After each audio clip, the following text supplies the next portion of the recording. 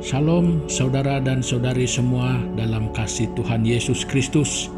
Ya, selamat pagi untuk kita semua dimanapun kita berada pada saat dan ketika ini. Ya, puji Tuhan karena kita dapat bersama-sama sekali lagi dalam ibadah ataupun dalam renungan pagi kita pada pagi hari ini.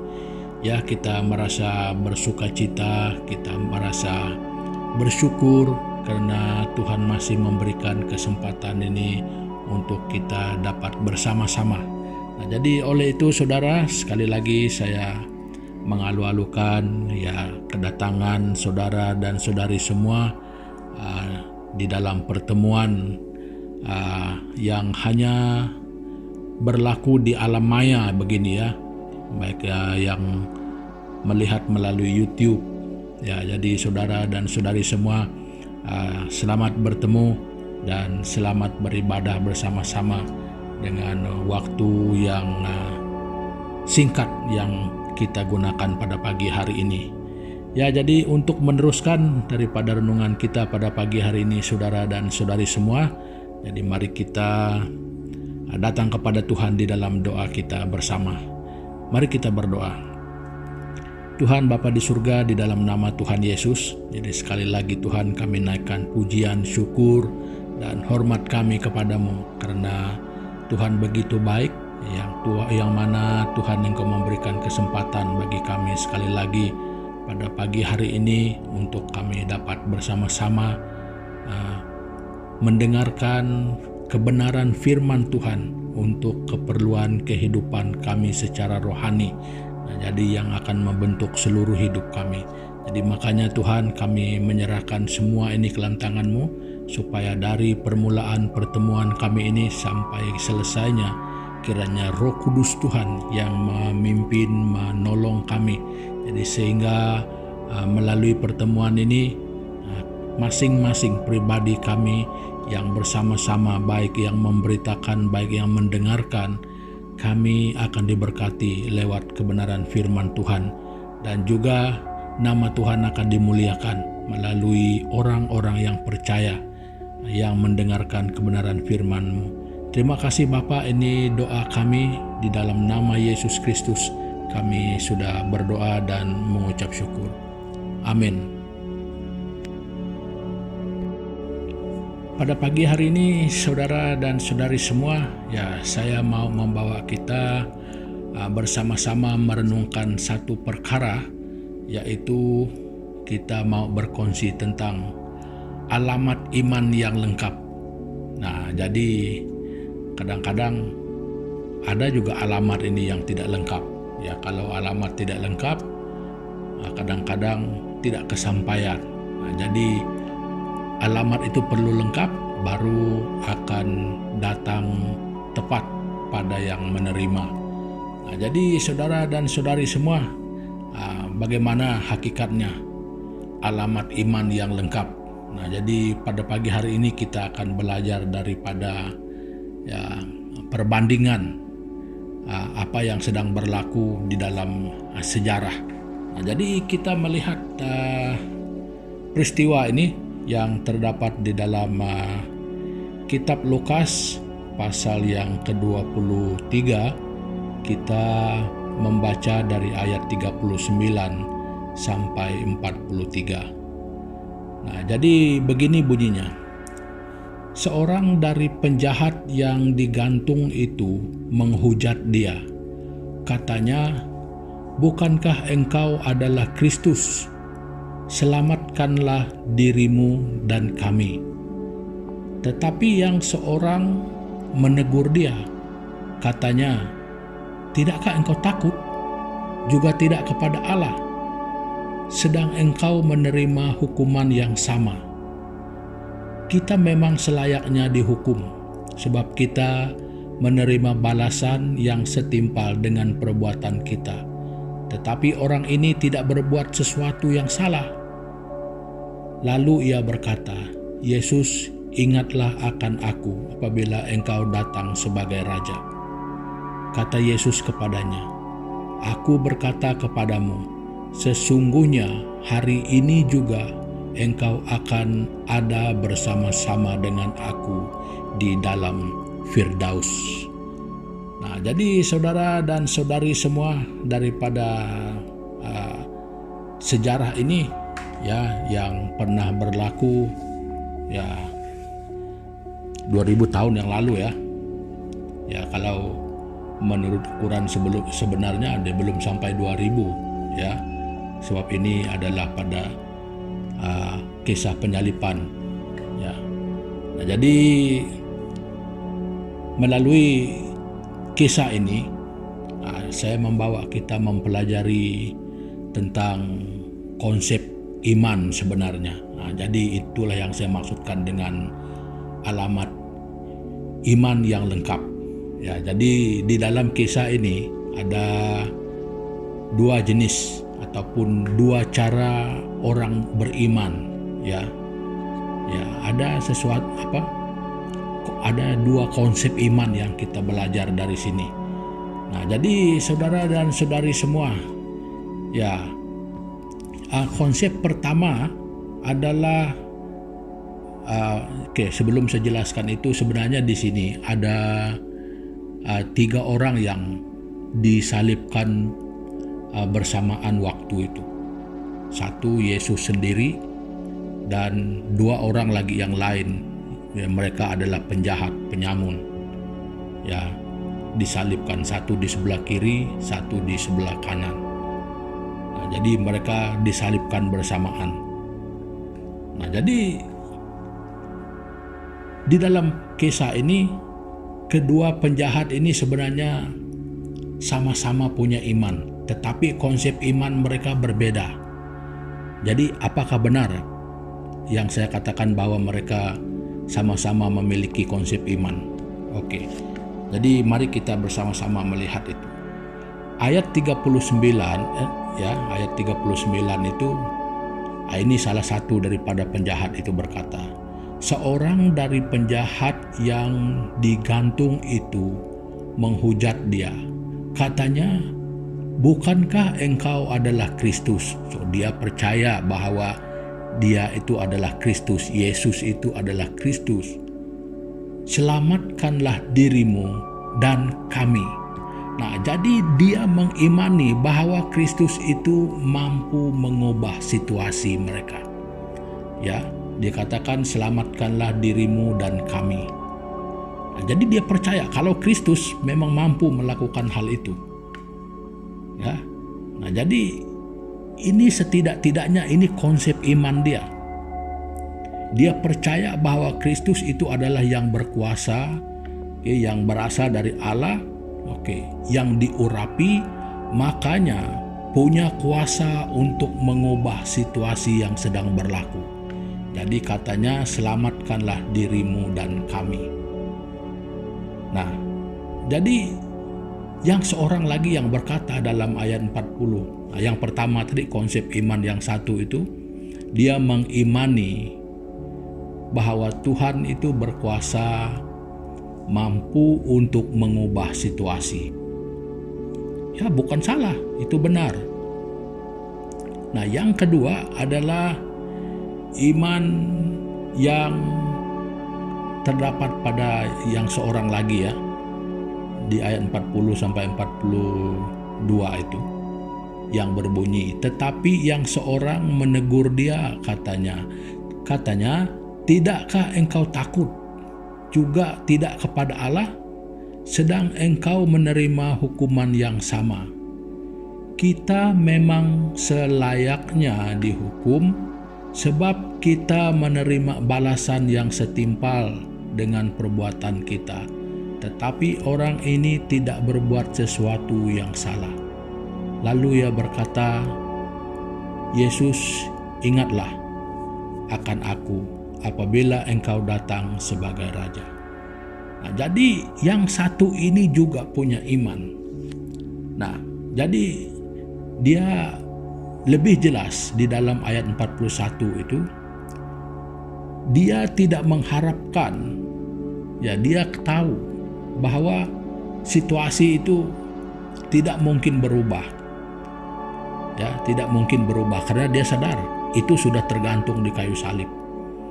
Ya, sudah menerima hukuman. Jadi dia tidak mengharapkan situasi itu akan berubah. Tetapi dalam ayat 42 itu dia mengharapkan keselamatan. Ya, menerima hukuman di kayu salib itu berarti harus mati.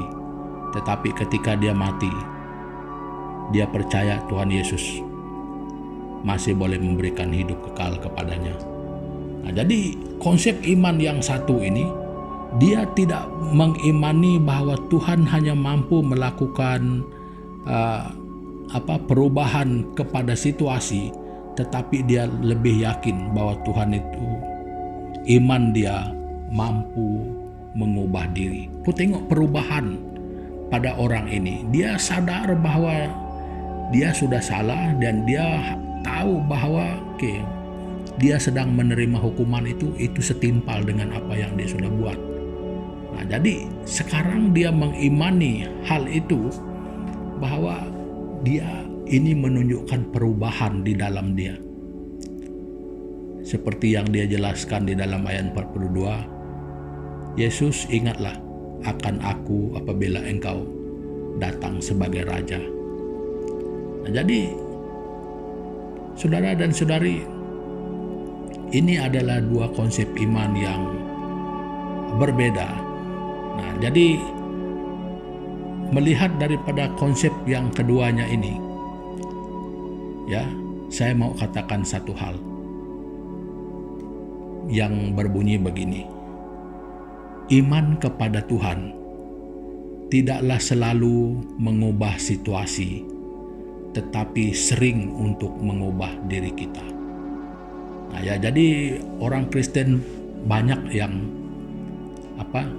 yang suka prinsip ataupun konsep iman yang nomor satu. Di dalam menghadapi apa perkara sekalipun, orang Kristen ini dia berminat berdoa supaya Tuhan mengubah situasi. Ya, situasi yang diminta untuk diubah. Ya, kenapa? Karena dasar iman ya sama, mengenal bahwa Tuhan itu berkuasa, bahwa Alkitab mengajarkan berdoalah dengan setia. Nah, jadi seolah-olah, saya bukan mengatakan salah, seolah-olah apapun yang terjadi itu harus diubah karena Tuhan mampu mengubah. Padang gurun menjadi taman Tuhan, taman yang indah. Ya, ini salah satu konsep yang sudah agak dipakai keterlaluan. Ya, agak dipakai keterlaluan, sehingga apabila ada sesuatu itu berlaku, berdoa minta Tuhan ubah situasi. Jadi kira-kira agak terlalu sulit ya untuk mengubah diri, untuk menghadapi situasi. Nah, kita boleh melihat perbedaannya di sini. Mana yang lebih senang? Mengubah situasi atau mengubah diri? Nah, mungkin ketika secara pribadi orang jarang melihat bagaimana harus mengubah diri, tetapi kita selalu menghendaki supaya situasi yang diubahkan.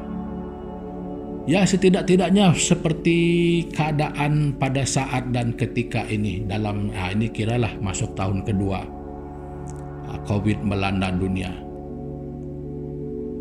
Jadi suara yang lebih besar ketika berdoa dalam keadaan ini adalah suara yang supaya COVID ini dilenyapkan oleh kuasa Tuhan. Ya, saya yakin 100% Tuhan mampu melakukan itu. Ya, Tuhan mampu melakukan itu. Tidak dapat diragukan, kuasa Tuhan mampu melakukan hal itu. Jadi, berapa banyak suara yang pernah diangkatkan berdoa untuk ubahlah kami, supaya kami dapat hidup bagaimana di dalam keadaan yang seperti ini. Nah, jadi saudara dan saudari, ini dua konsep yang perlu dipakai secara seimbang, ya. Tidak hanya melihat kepada bahwa Tuhan itu berkuasa di atas segalanya, dan kita punya konsep yang hanya memberi arahan kepada Tuhan, yang hanya meminta kepada Tuhan untuk mengubah situasi yang berlaku, maksudnya hal-hal yang di luar. Tetapi di manakah suara kita untuk minta supaya kita mampu berubah dan dapat mengendalikan situasi? Nah, jadi saudara dan saudari, buatlah alamat iman kita itu seimbang. Ya, sekali lagi saya ingin katakan, iman kepada Tuhan tidaklah selalu untuk mengubah situasi, tetapi sering supaya kita mengubah diri. Nah, jadi saudara dan saudari, marilah kita pikirkan konsep yang mana yang kita lebih banyak pakai dalam kehidupan kita setiap hari. Kita mau Tuhan selalu mengubah situasi di luar kita, ataupun kita mau Tuhan mengubah kita supaya mampu mengendalikan situasi. Nah, jadi saudara dan saudari, pertemuan dan perkongsian saya untuk pagi hari ini ya sampai di sini dulu. Dan sebelum kita mengakhiri pertemuan kita, mari kita sama-sama datang kepada Tuhan di dalam doa kita sekali lagi. Mari kita berdoa. Tuhan Bapa kami di dalam kerajaan surga, Bapa kami yang kami kenal di dalam nama Yesus Kristus. Tuhan, Engkau mengenal kami lebih daripada kami sendiri mengenal diri kami. Jadi Engkau melihat iman kami, jadi Engkau tahu iman kami seperti apa, sebesar mana. Jadi Tuhan saja yang melihat. Jadi menurut kami mungkin gagal untuk menilai seperti apa iman kami. Dan memangnya kami tidak layak untuk menilai siapa diri kami, melainkan Tuhan yang adalah sumber semua itu, yang mampu melihat di dalam diri kami. Jadi makanya Tuhan Yesus, kami berdoa Bapa, supaya lewat kebenaran firman-Mu yang kami dengarkan bersama, yang kami kongsikan bersama pada pagi hari ini, kami dapat mempelajari sesuatu tentang konsep iman kami. Bagaimana kami mengimani, ya, dengan satu kesadaran, dengan satu keyakinan kami, iman kami selama ini bahwa Tuhan kami adalah Tuhan yang perkasa, Tuhan yang mampu melakukan mujizat, dan Tuhan yang mampu melakukan apa saja, bahkan segala sesuatu yang ada itu diciptakan Tuhan. Segala situasi yang kami hadapi setiap hari, tidak ada satupun yang tidak Tuhan ketahui. Semuanya Tuhan tahu. Tetapi Tuhan Yesus, kadang-kadang kami seringkali berdoa, hanya minta Tuhan untuk mengubahkan apa yang kami tidak ingini berlaku di sekitar kami, yang kami lalui di dalam kehidupan kami. Ampuni kami Tuhan, karena kami sangat jarang meminta kepada Tuhan untuk mengubah diri kami. Kami hanya mau perkara-perkara di luar kami yang berubah. Jadi kami mungkin sangat sedikit sekali memohon untuk kami diubahkan dan berusaha untuk mengubah diri. Jadi Tuhan Yesus, ini doa kami, supaya untuk hari-hari ke depan ini, kami lebih banyak diubahkan di dalam diri kami, baik hati kami, baik pikiran kami. Jadi supaya kami jangan selalu mau hanya memanipulasikan iman kami yang hanya bukan kebergantungan, tetapi selalu mau mengambil jalan pintas. Jadi Tuhan ampuni kami Bapa. Dan kami berdoa Tuhan Yesus Kristus, supaya dalam kehidupan kami hari ini, kami diberi hikmat, kami diberi kebijaksanaan, supaya kami dapat mengatur langkah hidup kami sesuai dengan kebenaran firman-Mu. Karena Tuhan memberi tanggung jawab ini untuk kami. Dan Tuhan sudah memberi firman-Mu dan kebenaran-Mu sebagai cahaya terang untuk memimpin langkah dan kehidupan kami di dalam kami mentaatinya. Jadi Tuhan Yesus, ampuni kami dan memberkati kami, menyertai kami, memimpin kami dalam kami melakukan segala aktiviti dan kehidupan, bahkan tanggung jawab kami di sepanjang hari ini. Dan sekali lagi Tuhan, kami berdoa Bapa, supaya setiap orang pada hari ini tidak satupun yang akan merasakan bahwa mereka bersendirian dalam menempuh apa sekalipun keadaan kehidupan, tetapi selalu sadar bahwa Tuhan ada bersama-sama dan Tuhan pasti akan menunjukkan jalan yang tepat, jalan yang benar, jalan yang menunjukkan kebenaran sebagai langkah untuk kami mampu keluar dari pergumulan kami. Terima kasih Bapa, terima kasih Tuhan Yesus Kristus. Ini doa kami yang kami angkatkan hanya di dalam nama Tuhan Yesus Kristus, Tuhan dan Juru Selamat kami. Amin.